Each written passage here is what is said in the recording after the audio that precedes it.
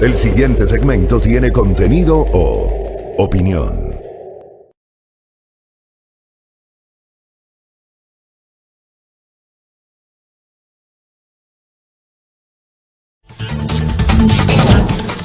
Muy bien, 6:27 en la mañana. Gracias, querida audiencia. Gracias por conectarse con nosotros. Hay algunos temas para comentar. A ver, empecemos por lo que empezó ayer en la Asamblea Nacional.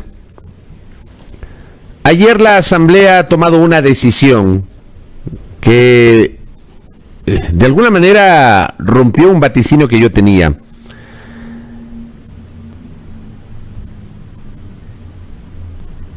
Bueno, rompió en el sentido de que yo pensaba que no iba a haber votos para aprobarla, que era lo que yo pensaba. Siempre atada la decisión de la Asamblea a los temas políticos y al curso de la campaña electoral. Yo vaticinaba de que la Asamblea no iba a tener votos para poder aprobar el proyecto de ley de defensa de la dolarización, como le llamó el gobierno. Así le pusieron el nombre a la iniciativa, ¿no? Proyecto de ley de defensa de la dolarización, que básicamente lo que hace es cambiar la estructura del Banco Central y dicen apuntalar la autonomía. Ahí hay una discusión de carácter constitucional respecto de aquello. Pero digo, yo vaticinaba de que no iba a haber votos, que era lo que yo pensaba. Creo que alguna vez lo expresé en estos micrófonos en el curso de la campaña, porque además fueron tan hábiles en que enviaron el proyecto antes, unas 2 semanas antes de la segunda vuelta electoral, para que el plazo venza 2 semanas después de las elecciones, cuando ya se iba a saber el resultado electoral. Entonces, ¿yo qué pensaba? Y estoy seguro que lo expresé en estos micrófonos.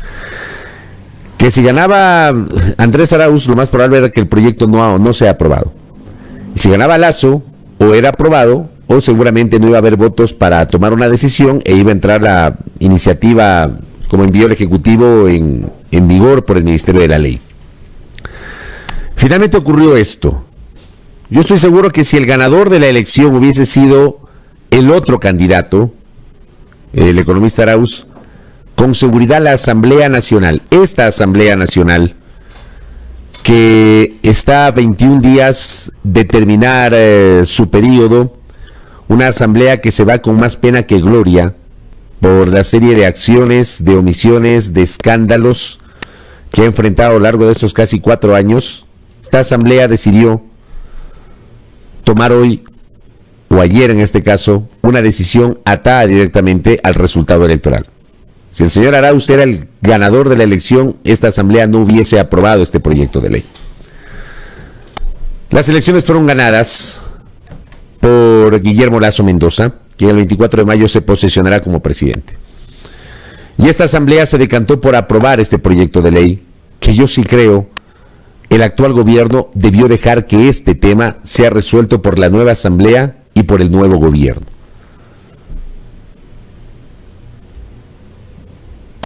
Finalmente decidieron hacerlo hoy.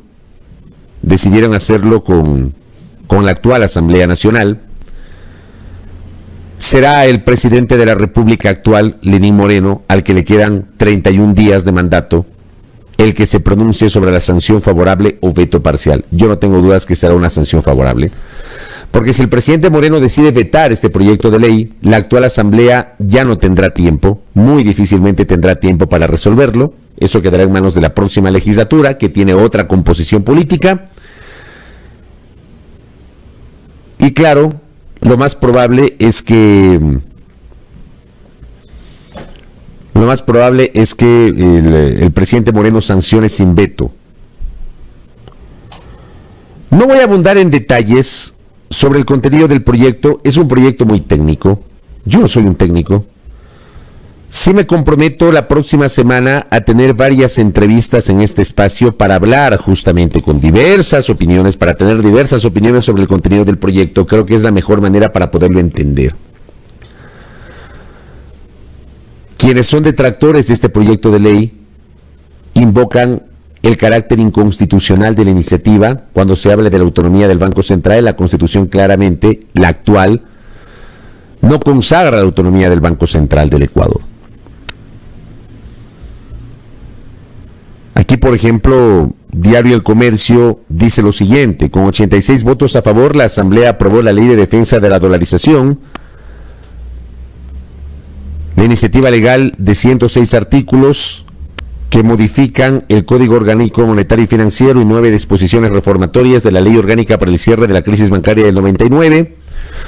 Además de una disposición derogatoria, en el texto se plantea implementar un sistema de 4 balances para el Banco Central para alinear el trabajo del banco a estándares técnicos internacionales. También el cuerpo legal plantea la creación de 2 juntas, una monetaria y otra financiera. Este es uno de los temas más cuestionados, en donde se tomarán decisiones sobre, por ejemplo, la fijación de tasas de interés máximos para créditos bancarios. Actualmente solo existe una junta.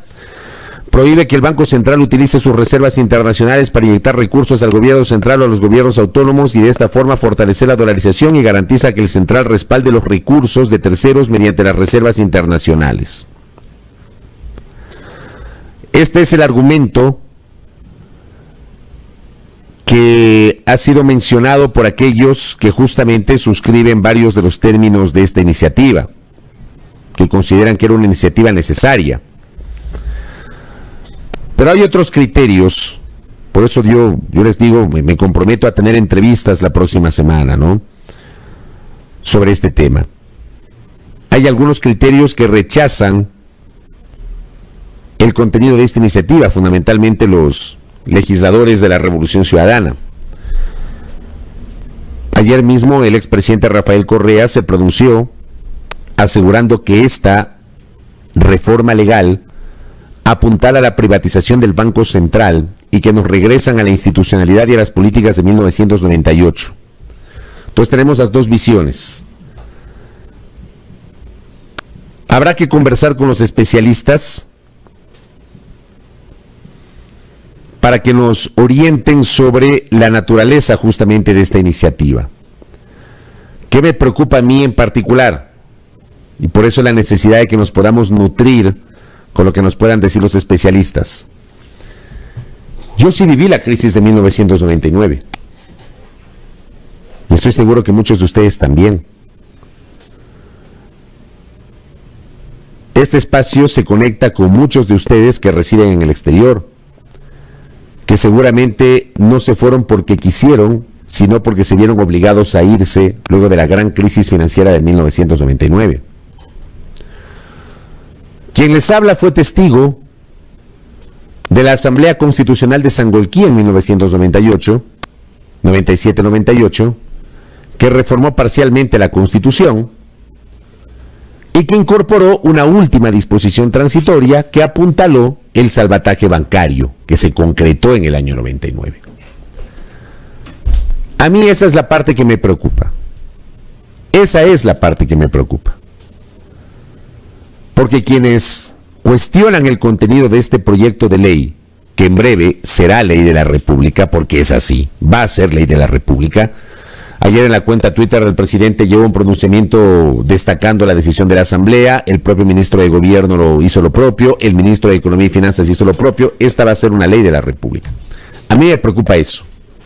Me preocupan las críticas de aquellos que señalan que esta iniciativa nos está regresando al año 99. Si no es así, el gobierno que está a puertas de terminar y el nuevo gobierno que se va a posesionar el próximo 24 de mayo deben ser muy claros en establecer las diferencias respecto de la normativa vigente en 1999 con esta normativa que acaba de ser aprobada. Muy claros y muy precisos. Yo, como les digo, no soy un técnico, yo uso una ley muy técnica. Hay que revisarla con mayor profundidad. No me atrevería yo a establecer algunos comentarios sobre ciertos pasajes de la ley porque hay que leerla bien y hay que nutrirse de lo que a uno le puedan explicar los especialistas. Por eso no quiero caer en el lugar común de descalificar una ley. Pero me preocupa este elemento que les estoy señalando. Que nos regresen al año 98-99. Que nos regresen a 1994, cuando en la administración de Sixto Durán Ballén,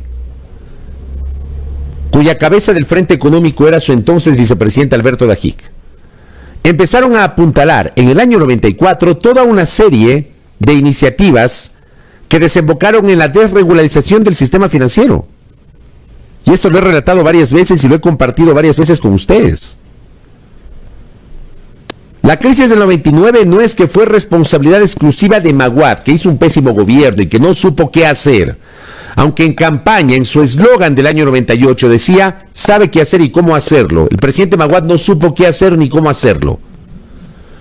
Pero además porque había toda una normativa que estuvo vigente desde el año 94. Durante 5 años se allanó el camino para la crisis bancaria del año 99. Desde 1994.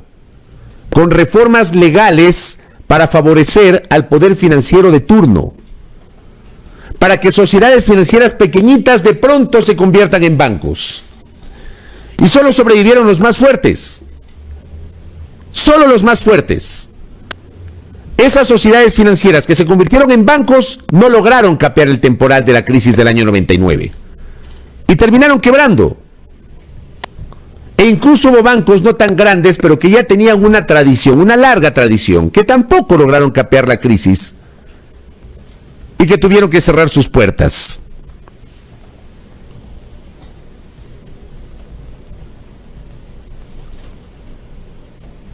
Tengamos memoria, siempre uno apela a esta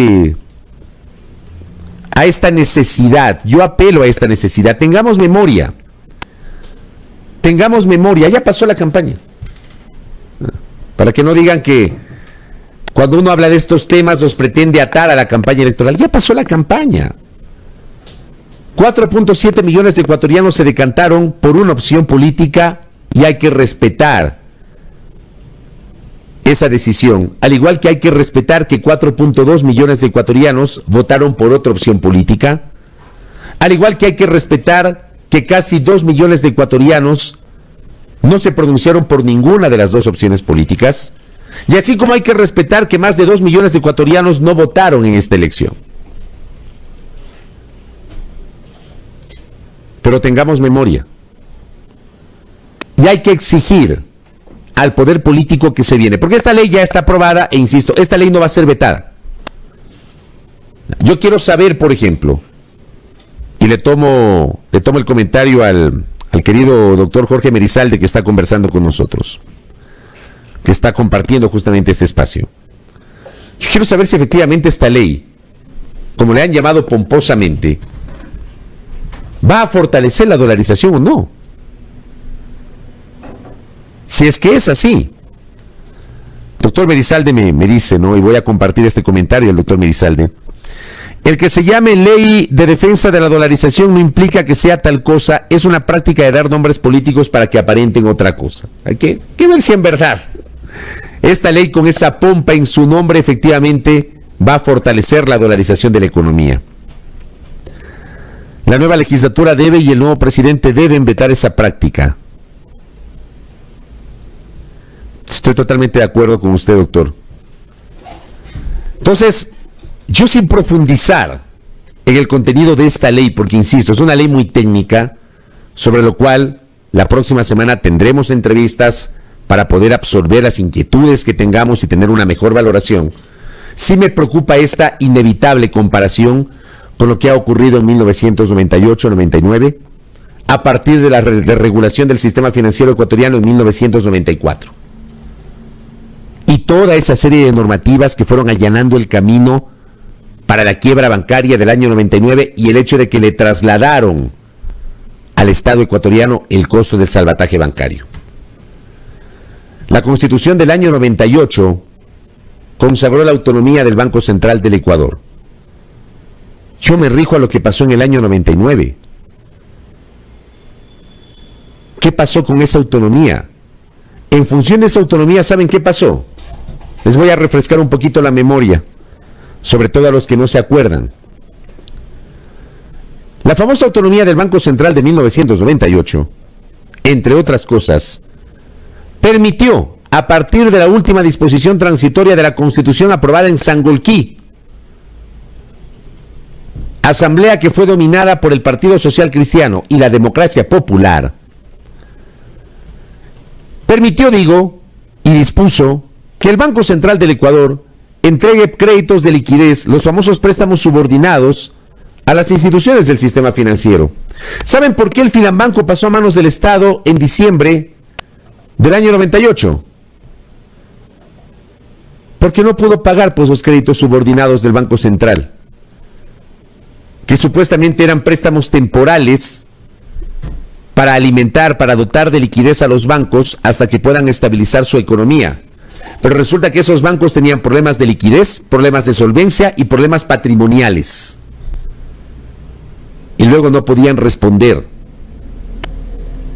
y devolver la plata al Banco Central. Entonces tuvieron que cerrar, y así pasó con la mayor parte. Pero el Banco Central les entregaba créditos de liquidez, pues. Sería importante que nos expliquen si vamos a volver a esa práctica. Más allá de que, claro, hoy el sistema financiero tiene una salud totalmente distinta. No es el mismo escenario del año 99. Hoy el sistema financiero se acoge a estándares internacionales.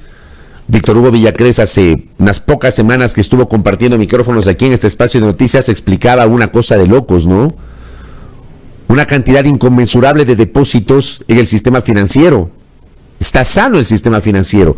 Y decía Víctor Hugo, resulta que no hay plata en el bolsillo de la gente, pero en los bancos hay miles de dólares en depósitos. Los bancos no han tenido ningún problema pese a la pandemia y pese a la crisis económica, lo cual es bueno para la economía, sin duda.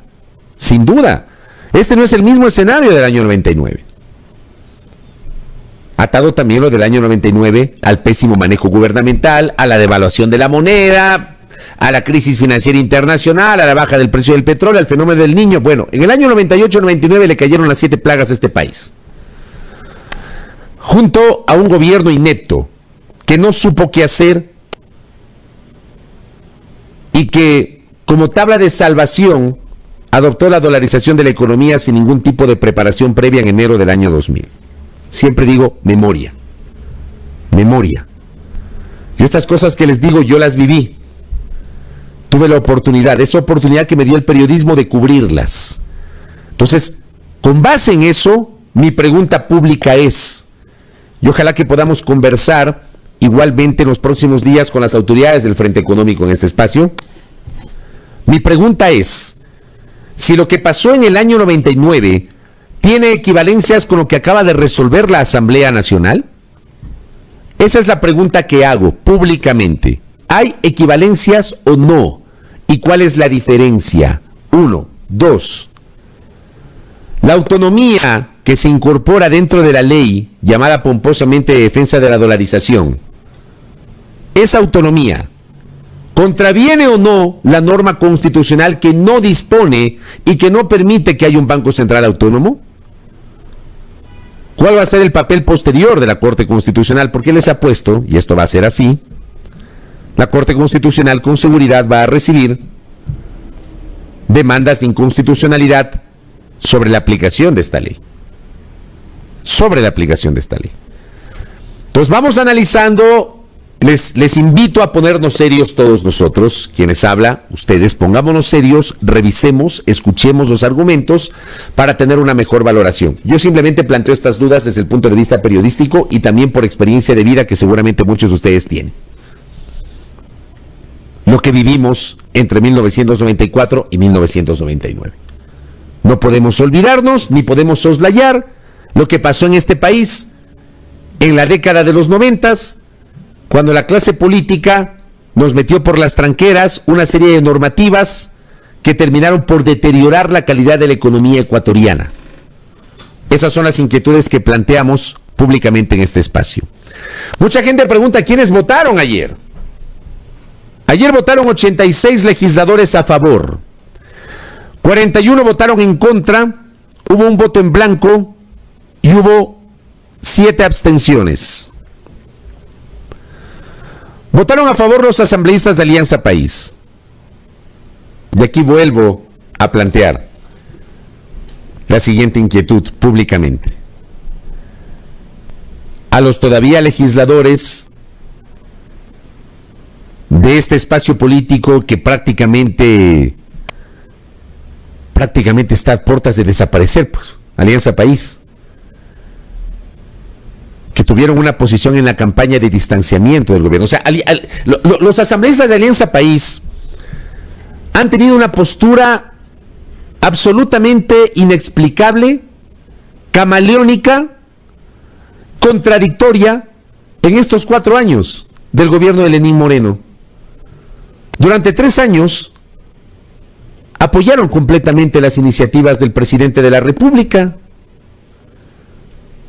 pese a que desde abril, me parece, del año 2018, Lenín Moreno concretó su viraje total hacia una orientación política distinta a la que manejó en el discurso que le permitió ganar las elecciones en 2017, y me refiero justamente cuando, tras la designación primero de Carlos de la Torre y después de María Elsa Viteri en el Ministerio de Economía y Finanzas, se decanta por designar a Richard Martínez como ministro de Finanzas. Allí ya se concretó un viraje que poco a poco se venía generando. Sin embargo, Alianza País siguió respaldando al gobierno del presidente Moreno.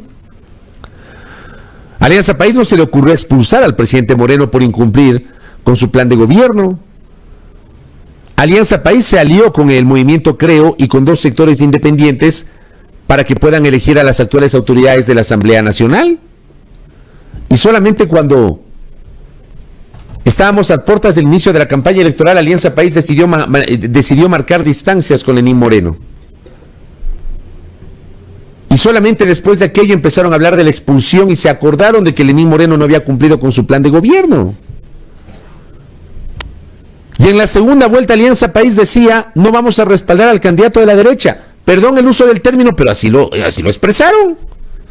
Así lo expresó tanto la ex candidata a la presidencia de la República, Jimena Peña, cuanto varios de los voceros de Alianza País. Y lo sacaron en un comunicado: no vamos a respaldar al candidato de la derecha, cuestionando posiciones políticas y económicas de la derecha. Bueno, esa Alianza País, con estos discursos camaleónicos, con estas posiciones camaleónicas y contradictorias, esa Alianza País terminó votando a favor de este proyecto de ley. Y está la lista que más adelante la vamos a publicar en la cuenta Twitter. Los asambleístas de Alianza País terminaron votando. Los asambleístas del Partido Social Cristiano votaron a favor. Los asambleístas del movimiento Creo votaron a favor. Y varios independientes votaron a favor. 86 votos. Más claro, quienes votaron en contra: los asambleístas de Revolución Ciudadana. Estoy viéndolo ahí rapidito. Algunos asambleístas que políticamente se han manejado con una postura hacia la izquierda, como por ejemplo Jaime Olivo, Raúl Tello, Freddy Alarcón. Y el resto son votos de Revolución Ciudadana. Claro, son votos de Revolución Ciudadana los que votaron en contra. María Mercedes Cuesta votó en blanco, que creo que también la postura política de María Mercedes Cuesta se vio muy afectada a partir de su falta de coherencia entre lo que dijo en un discurso y luego su posición a la hora de votar en torno a la posible despenalización del aborto por violación. Quienes se abstuvieron: Carla Cadena, Gabriela Cerda, Ana Belén Marín. Por ejemplo, Ana Belén Marín. La asambleísta Ana Belén Marín pertenece a Alianza País y buscaba la reelección por Alianza País como segunda en la lista que encabezaba César Litardo. Finalmente no lograron la reelección. Pero Ana Belén Marín, siendo de Alianza País, prefirió abstenerse. Elio Peña también se abstuvo, el actual presidente de la Comisión de Fiscalización. Encarnación Ducci de Alianza de Pachacutic se abstuvieron. Esa es la configuración de la votación. Digo, lamentablemente la política está llena de incoherencias en este país. Y por último digo, los legisladores pueden votar como consideren. Yo lo que siempre cuestionaré es la falta de consistencia entre el discurso y la praxis. Que un día te digan una cosa y al día siguiente te digan otra. Y los legisladores de Alianza País así se han manejado a lo largo de 4 años.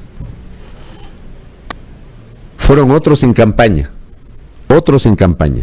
Hasta expulsaron a Moreno del movimiento. De un movimiento que es prácticamente inexistente.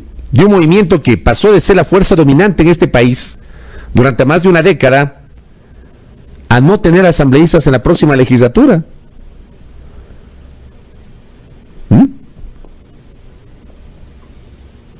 Así que tengamos un juicio crítico sobre este tema, ¿no? Y también sobre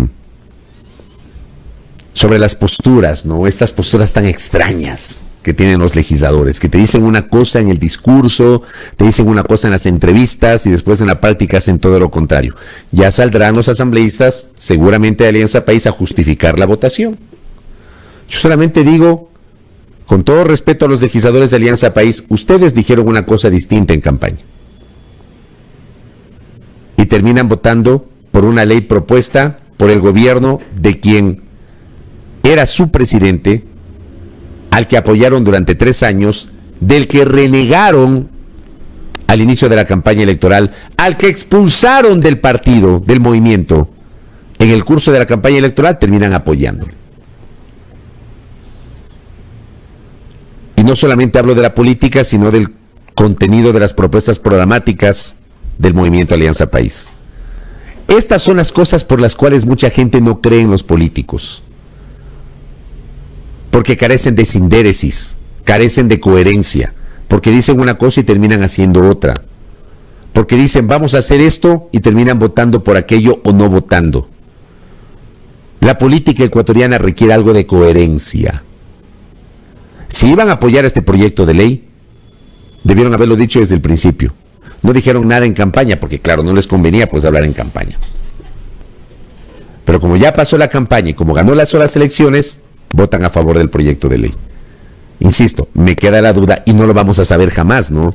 Si es que la otra opción política hubiese ganado las elecciones, si esos 86 votos iban a respaldar este proyecto de ley. La incoherencia de la política. Bueno, dejo este tema y como digo, me comprometo la próxima semana a tener entrevistas para poder abundar en detalles vinculados a este tema. A ver, ayer me he quedado pasmado. En este país no perdemos la capacidad de asombro que siempre yo les digo, ¿no? No perdemos y no perdamos la capacidad de asombro. El Ministerio de Salud, pomposamente, mucha pompa, ¿no? Pomposamente, emite pues un comunicado la noche del pasado miércoles por lo que había pasado con adultos mayores en el Centro de Exposiciones Quito. Incluso hubo denuncias, yo repliqué una de la activista Pamela Troya, respecto a que llegó personal de la Procuraduría General del Estado. A ese personal lo atendieron de modo preferente mientras a los adultos mayores se tenían en los exteriores haciendo fila, aguantando frío y lluvia. Priorizaron al personal de la Procuraduría. Bueno, emiten un comunicado la tarde y la noche del pasado miércoles diciendo lo siguiente: ante la desorganización presentada este 21 de abril, el miércoles, durante el proceso de vacunación a adultos mayores previsto en el Centro de Exposiciones Quito, informamos: el ministro de Salud Pública, Camilo Salinas Ochoa, destituyó al coordinador zonal 9 Salud, pues consideró inadmisible este tipo de situaciones que atentan con la seguridad y bienestar de la población adulta mayor. El malestar de los presentes fue evidente, pues se vieron obligados a esperar su turno de pie y en lluvia. Al momento se ha logrado normalizar la atención de salud en el lugar, por ello pedimos las debidas disculpas y ratificamos el compromiso de nuestra institución por garantizar la salud de la población más vulnerable. Qué fácil es ofrecer disculpas, ¿no? Episodios sucesivos de maltrato a los adultos mayores. Pasó en el Colegio Dillon, pasó en el Central Técnico, pasó en el Hospital de Calderón, pasó en el ECU 911, pasa en el Centro de Exposiciones Quito. Piden disculpas por el maltrato. Pero aquí dicen, ¿no? que fue destituido el coordinador zonal 9, pues consideró inadmisible este tipo de situaciones que atentan con la seguridad y bienestar de la población. Pues el coordinador zonal 9, el doctor Manuel Hernando Santillán Cadena, presenta un documento que aparentemente sería la razón real por la cual lo sacaron del cargo. Igualmente con fecha 21 de abril, dirigido a la magíster Carmen Sarita Berrones Salazar, viceministra de Gobernanza y Vigilancia de la Salud. El siguiente oficio dice lo siguiente: estimada señora viceministra, pongan atención al texto de esta carta del destituido coordinador zonal 9 del Ministerio de Salud Pública, al que supuestamente lo sacaron por el irrespeto a los adultos mayores en el Centro de Exposiciones Quito. Mediante llamada telefónica realizada por su persona, o sea, la viceministra de Gobernanza y Vigilancia de la Salud, recibí la disposición verbal de llevar a cabo el proceso de vacunación a la Fiscalía General del Estado. Por ser una disposición verbal, solicité a usted que la disposición se la realice mediante Kipux para poder liberar el biológico, o sea, la vacuna. Adicionalmente, también tuve la disposición verbal del señor ministro, quien manifestó que debía solventar esa necesidad. En este contexto y bajo la presión constante del asesor del señor ministro, de nombre Juan Iturralde, siempre hay asesores inefables, ¿no? Siempre, en todo lado. Siempre hay el asesor que cree que tiene más poder que la autoridad. Ya. La carta del doctor Santillán. Bajo la presión constante del asesor del señor ministro, de nombre Juan Iturralde, procedí a disponer de 250 dosis, las mismas que no tenían una lista para ser utilizadas. Por lo expuesto, se decidió vacunar a las personas con vulnerabilidad, por lo que hasta ahora no se ha recibido el Kipux de descargo con directrices para la vacunación de la Fiscalía General del Estado. Me despido agradeciéndole la confianza a usted y al señor ministro de Salud, ya que he recibido la notificación de desvinculación del cargo. Firma el doctor Manuel Hernando Santillán Cadena, coordinador zonal 9. Esto es grave, señores del Ministerio de Salud. Sacaron un funcionario porque les reclamaba que la disposición verbal de que vacunen preferentemente a personal de la Fiscalía General del Estado no le pasaron por escrito y él estaba pidiendo eso. Siguen con el tema de la vacunación VIP. ¿En serio? Ministro Camilo Salinas, ¿en serio? El Ministerio de Salud y el ministro Salinas están obligados a aclarar esta denuncia pública del doctor Santillán, que fue removido supuestamente por el desastre de la vacunación a los adultos mayores el miércoles en el Centro de Exposiciones Quito. Pero el doctor Santillán muestra un documento que da cuenta que le dieron una orden verbal y que, claro, como no quieren que quede la evidencia en un documento como el Kipux, se negaron a pasarle por escrito. ¿En serio? Seguimos hablando de la vacunación preferente mientras a los adultos mayores estén esperando, aguantando frío y lluvia, cuando hay muchos adultos mayores que hasta el sol de hoy no reciben ni siquiera la llamada para saber si van a ser o no vacunados. Y siguen con la misma práctica, poco transparente, de no decir al país hacia dónde va el plan de vacunación. Yo hubiese pensado que a estas alturas, como ya he venido diciendo en varias ocasiones en estos días, cierren con decoro la actual administración gubernamental, con decoro. Y parte de ese decoro tiene que ser con ser más empáticos con los adultos mayores y con quienes tienen que prioritariamente recibir la vacunación. Por supuesto que la gente de la Fiscalía y que la gente de la Procuraduría deben ser vacunados, al igual que el resto de ecuatorianos, pues. Pero claro, pero aquí no se supone que hay prioridades. No se supone que primero eran los médicos de la primera línea. No se supone que hay que vacunar a los paramédicos. No se supone que hay que vacunar a los recolectores de basura. No se supone que hay que vacunar a los adultos mayores. ¿Y qué onda? A ver si aclaran este tema, ¿no? A ver si terminan aclarando, pero de verdad terminan aclarando. Cierro rápidamente con esto. Ayer hubo una imprecisión, un error, digamos, una imprecisión que vale la pena comentarla en la entrevista que tuvimos con la Intendenta General de Policía, la doctora Daniela Valareso, respecto del tema del delivery. El delivery sí está permitido. Ojo, las entregas a domicilio en el contexto del toque de queda y del estado de excepción sí están permitidas, ¿ya? Está permitido el delivery durante el toque de queda. Durante el toque de queda. Así que hay que insistir en aquello, sí se va a poder acceder al delivery. Y ayer también, dentro de los capítulos que se le olvidó al COE, ayer finalmente tuvieron que emitir otra resolución complementaria aclarando que los taxis sí podrán circular en el toque de queda. ¿Por qué era importante saber eso? Porque alguna gente dice, ¿quién va a circular? Señores, casos de emergencia, no todo el mundo tiene vehículo. Hay gente que necesita trasladarse al aeropuerto y que no tiene vehículo y que necesita pedir un taxi. Necesita un taxi. Hay gente que tiene una emergencia en salud y no tiene vehículo. Necesita un taxi.